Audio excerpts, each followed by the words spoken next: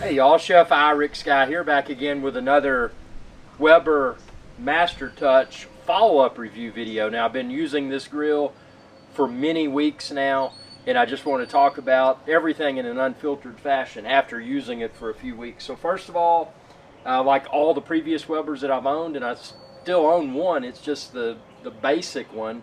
It's done a great job. They're holding up well. My other one is still in excellent condition.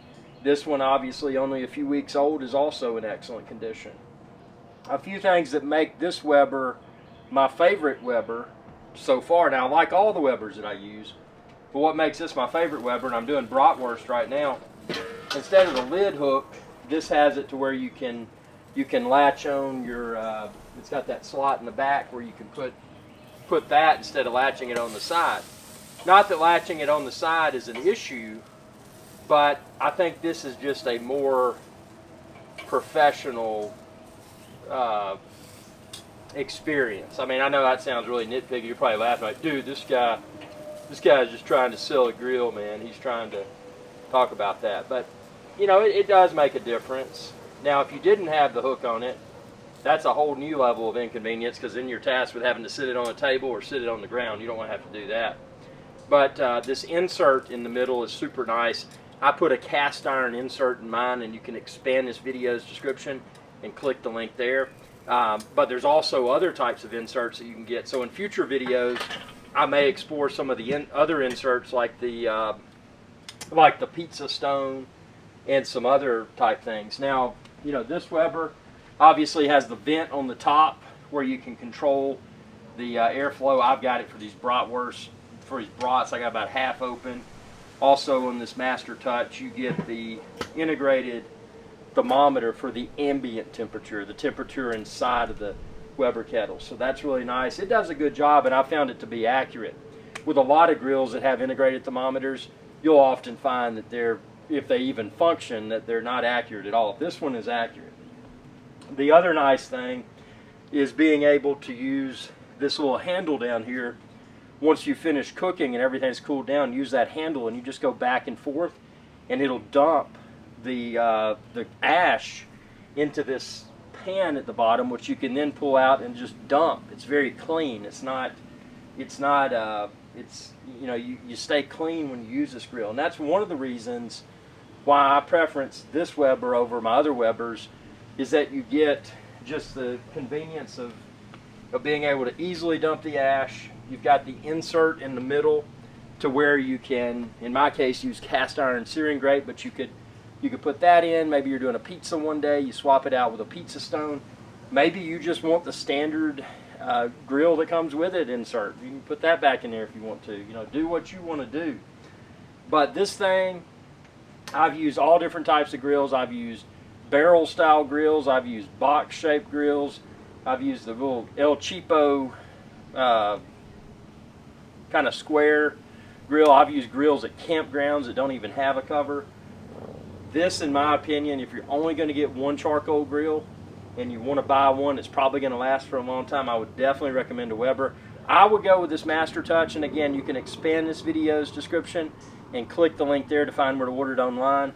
But there's also less expensive grills that you can consider. But one thing I like, and this is probably not recommended, I never cover my Webers. So while they're not in use, you can see I'm out here. I've got a lot of direct sunlight up here in Appalachia in the mountains. So, you know, with that being the case, I neglect my Weber kettles. But even though I neglect them, they perform well, they look good, and most importantly, they cook consistently amazing cuisine, and that's what's important. It doesn't matter how a grill looks, it doesn't matter how a grill feels, if it doesn't cook a satisfying product, vegetables, meat, whatever, if it doesn't cook something that's satisfying, it's just not worth purchasing. But one thing I would recommend if you get one of these is, while it's not in use, this air vent, what I would do is turn it to where it's closed. Then that way, if you're like I do and you neglect your grill, you don't cover it, then you can keep the rain out. And I've done that, and it's done a good job of that. And that's important, because if you get rain in here, the rain, even though there's only 4 holes, that rain can drain into the grill and then drain into the ash pan. Now if you mix water with ash, ash is no longer easy and quick to dump. Not just a problem, it's not going to ruin anything. Over time it might, but it creates almost like a concrete type consistency. So if you get water in there, then when you're dumping it, you're not just dumping it, you're having to rub a little stick or something around to get it off of the dumping thing. So for that reason, I always close that, because I want to keep the inside of my Weber dry. It makes, you know, ongoing maintenance being the act of sliding this to dump the ash in there and then pulling that out and dumping the ash in an appropriate location. Keeping it dry in there just makes that less of a hassle. I mean, there's no hassle at all if it's dry. But if it is dry, be prepared, because you'll have that ash that's been mixed with water, and it'll be kind of a concrete type consistency. You know, if you've ever mixed up concrete, you know what I'm talking about. So, but anyway, yeah, this thing is phenomenal. I mean, the quality of the cook is just that's what's so important. I mean, it's easy to regulate the temperature in this thing. I mean, from steak to burgers to bratwurst. I'm just doing bratwurst today.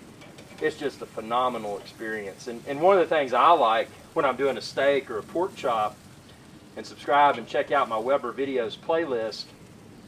But one thing that I like is just getting those professional cast iron sear marks on my meat. Now, admittedly, I'm cooking these brats on the cast iron sear grates. Now, a brat, although it'll capture that sear mark a little bit, it's not going to capture it like a pork chop or a steak. So, but it's still nice. I mean, it's just, I mean, I'm cooking on cast iron outdoors. I've got, you know, I'm using charcoal. I'm not using any, I can't stand propane. That's personal preference. I cannot stand a gas grill. If you want to put me in a bad mood, show me a gas grill. And if you want to put me in a worse mood, show me you cooking on a gas grill. Because I'm just like, oh man, it's such a waste of effort. But with this, I use charcoal.